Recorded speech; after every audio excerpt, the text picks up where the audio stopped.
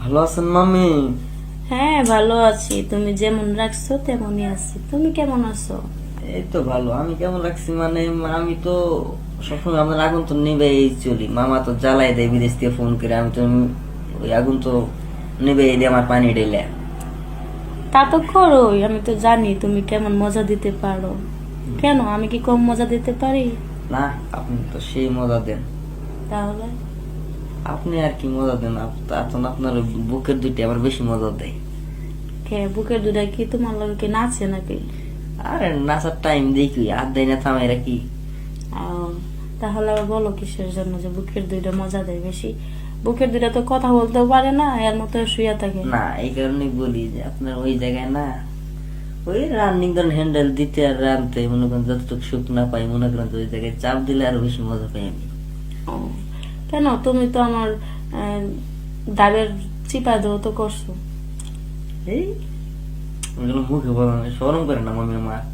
তাই করছি তো করছি, ওটা আবার বলা লাগে নাকি? তো যখন মামি ওই দিলাম না আপনার থোতার কাছে ঠেকলো না মামি, তখন তো আমার একটা সরম লাগছিল যে মামির মুখের কাছে আমার ওইটা গেল।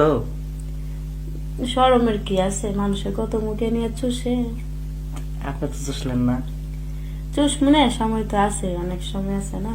হ্যাঁ, আর কত তো সময় আছে, 3 মাস পরে নাকি মামা এসে বলবো, তখন তো এই মামারটাই, মামার মেশিন দিয়ে মামার হ্যান্ডেল দিয়ে তো আপনার মেশিন স্টার্ট দেবো।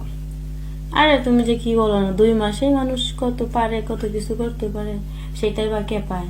মানুষ যে এখনো যারা বিয়ে করে নাই, ছেলেরা আছে যুবক, তারা তো এখনো মেয়ে না পাইয়া ক্ষুধার্ত হয়ে রয়েছে। তারা মেয়ে পেলে কি করবে? তুমি তো পাইতেছো আমাকে প্রতিদিনই।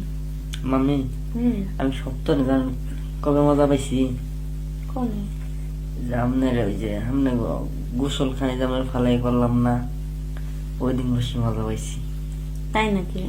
হুম। তুমি মজা পাইছো, এক পা কান্দে নিয়ে করছো, কিন্তু আমি তো মজা পাইনি। কে মামি?